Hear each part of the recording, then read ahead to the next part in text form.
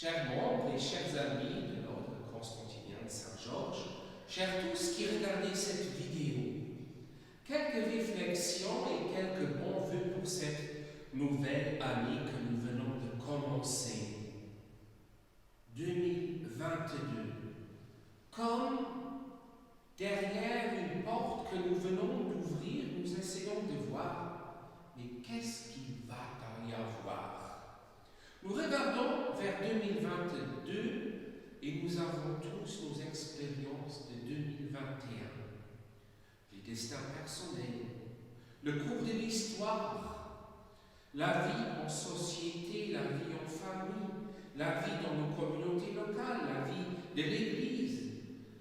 Et chez nous, dans ce coin, les catastrophes des inondations en juillet. Cela fait que beaucoup de gens regardent plutôt avec un regard anxieux vers 2022. Mais devons-nous nous faire déprimer par le passé et les conséquences que nous continuons à subir? Certes, comme Saint Luc nous l'écrit dans son évangile de Marie, comme elle, nous sommes invités à garder tout cela dans nos cœurs, mais pas pour nous déprimer, pas pour juste nous lamenter, que c'est grave, que c'est horrible, mais on est marre, mais pour aussi, avec ces expériences plutôt douloureuses ou lourdes, avec tout ce que nous ne comprenons pas de suite, malgré tout, et avec tout cela, de croître, de devenir plus fort, et comme Marie, à certains moments, constater derrière tout cela les pas d'un Dieu qui nous aime.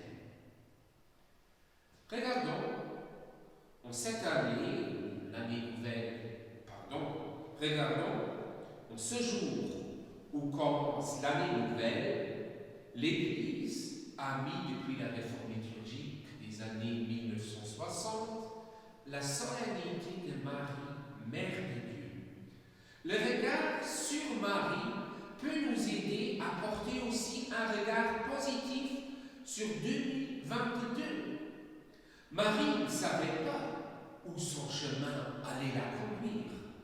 Nous ne savons pas qu'est-ce que cette année va nous apporter.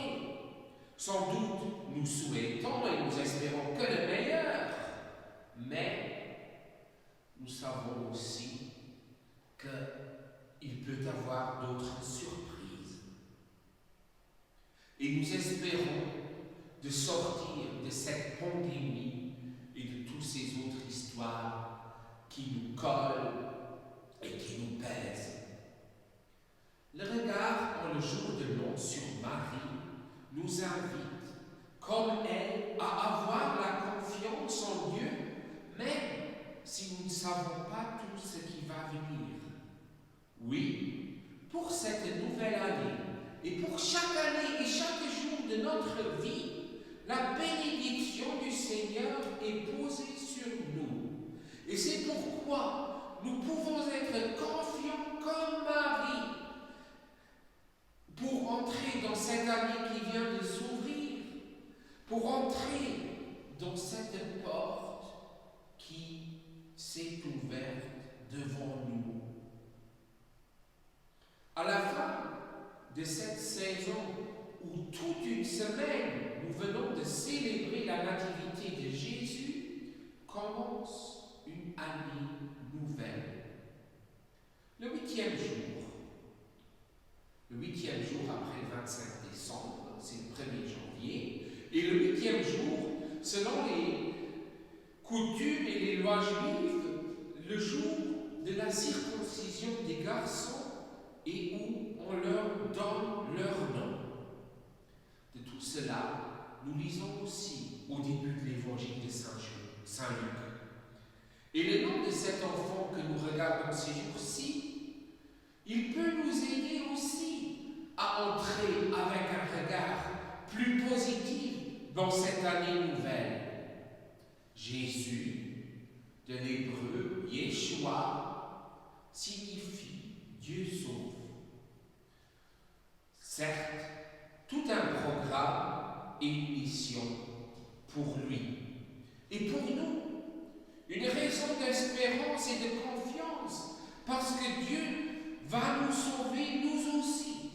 Et peu importe ce qui va advenir, cette année sera pour nous tous une année où nous nous approchons du salut de Dieu. Le salut qui est venu par Jésus, le salut qui est devenu déjà pour Marie une réalité, et ce salut qui est notre héritage où nous pouvons avoir part par le Christ. Oui, comme saint Paul nous le dit dans un extrait de sa lettre à la communauté chrétienne en Galatie, nous dit, nous ne sommes pas des esclaves, nous ne sommes pas des esclaves d'un destin aveugle, brutal, qui veut nous déprimer ou casser.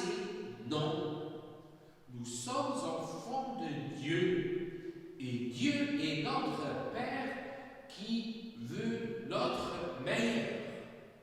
Et aussi, à cause de cela, nous pouvons entrer plein de confiance en cette année nouvelle, plein de confiance, comme Marie l'a fait.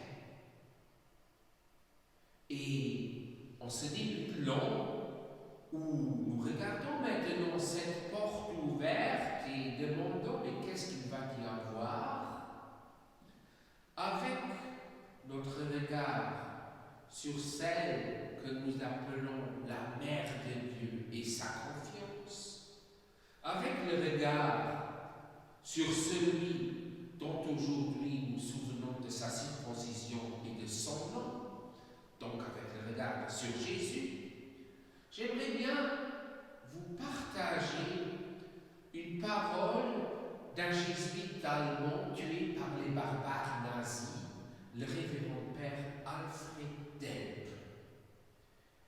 Alfred Delp écrivait: Lasst uns dem Leben trauen, weil wir es nicht alleine zu leben haben, sondern weil Gott es mit uns lebt. Ayons confiance dans la vie, parce que nous ne l'avons pas à vivre tout seul, mais parce que Dieu la vit avec nous. Que le Seigneur vous bénisse et vous garde.